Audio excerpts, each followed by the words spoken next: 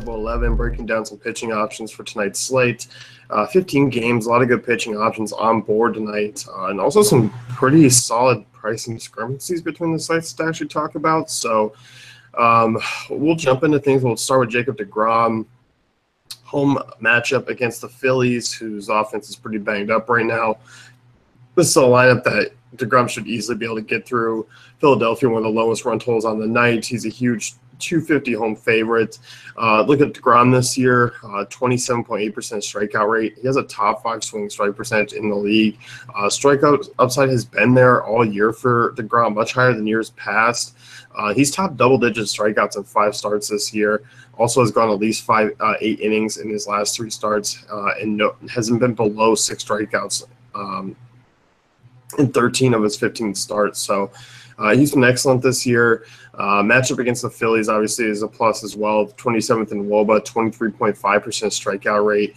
The one thing you can notice, Alex Wood is far cheaper than deGrom on FanDuel. $800 difference on DraftKings, so it's not as severe. But, I definitely don't mind taking Wood over deGrom on FanDuel, just given the fact that the matchups are pretty equal. Wood and deGrom easily come in as the 1-2 tonight.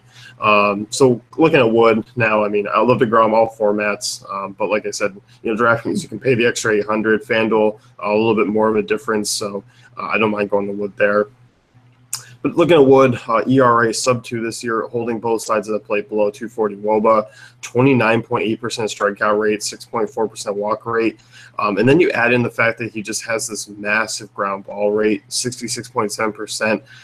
It's just those are elite numbers. Wood's allowed over 2 runs in a start 3 out of 11 times this year.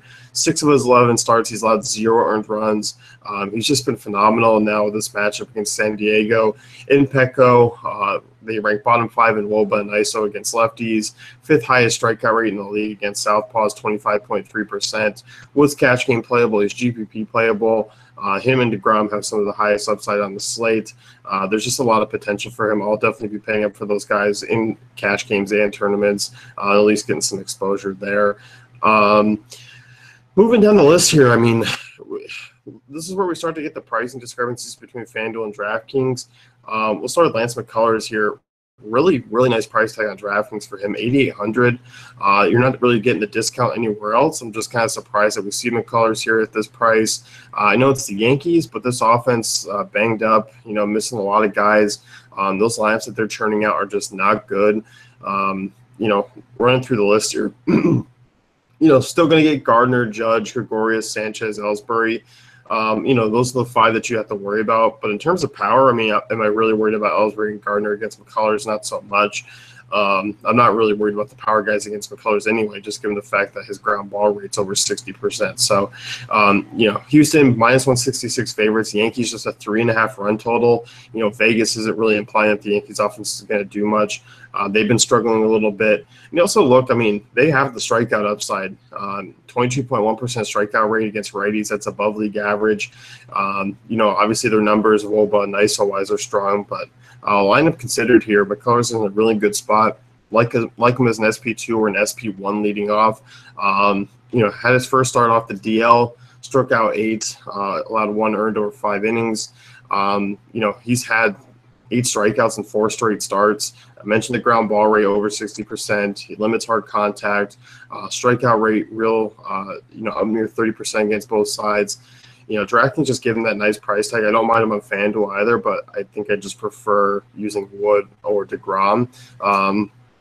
In cash games, McCullers, good GPP guy. He's cash game playable on DraftKings for that price. So really good spot there.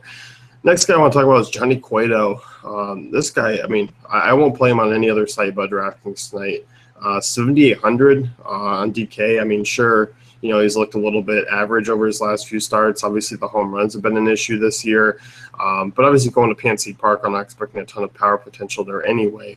But you just look below 8K for Johnny Cueto against a Pirates team that just doesn't have a lot of offense. He doesn't need 8 strikeouts to match his usual 10K price tag. So given the fact that they don't strike out a ton, but they're bottom 10 in WOBA, WRC plus, and ISO against righties, I'm really okay with finding a way here, getting a Cueto's quality start. Is the win likely? No, probably not. Surprised to see actually both these totals up over 4 with these offenses, but it's still one of the lower totals on the slate. Garrett Cole on the other side of them in a decent spot, but I just won't pay that price tag. I just don't think the upside's really all that there in this type of matchup, even though he's been pretty decent over his last 3 starts. I'll just take some other guys or take some cheaper guys over Cole. But Cueto, I don't mind here. Like I said, I mean, he's been a little bit rocky this year, 325 WOBA to both sides of the plate, the 18 home runs. 13 have come on the road. Obviously, you always have to kind of keep a look at that for those AT&T Park guys. Strikeouts really haven't been there of late. He's allowed just 10 earned runs over his last 4 starts, so it's not bad. So Cueto in play for me. He's a cash game guy, SB2. I don't mind him at GPPs if trying to save some salary. Do I think he has the highest upside? No. You can probably look at a few other guys, but the floor in terms of if you still want to get a guy who's not going to get shelled, he's certainly there. So moving on here, we're going to go to Oakland. Sonny Gray versus Mike Foltynewicz. I like both guys here. I think Sonny Gray is very much in play at a cheap price tag, but I'm going to talk Folty for a little bit. Road underdog here. Kind of surprised to see Oakland's total up near 5. I'm a little bit iffy on that, but we look at Folty. The lefties are always the issue. 390 WOBA to lefties this year, 292 to righties. Yonder Alonso's a bit banged up. He's still going to face guys like Matt Joyce, Matt Olson, Jed Lowry, Bruce Maxwell, Jacob Brugman. I mean, yeah, he's going to see 6, 7 lefties in here. That's the concern. That's why he's just a GPP guy. But these are not notable left-handers that I'm like just really shying away from. So, yeah, I think it's a high-risk, high-reward situation just because the strikeout rate's still super high for Oakland, 25% against righties this year. They're top half in ISO, so that's the one thing that you have to worry about. But, looking at Folty, I think there is some upside here with the strikeout rate. He does have a decent swing strike percentage, so I don't mind it. Is he the safest play on the board? Probably not.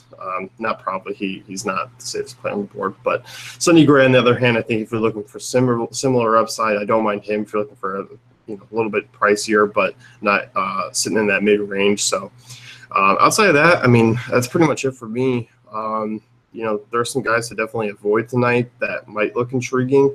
Marco Estrada hasn't really pitched all that well. Jacob Faria, I like the upside, but probably going to be staying away tonight. Really warm night in Baltimore, 90 degrees with the wind blowing out, so I'll pass. Outside of that, Irvin Santana, no thanks. I just don't play that guy.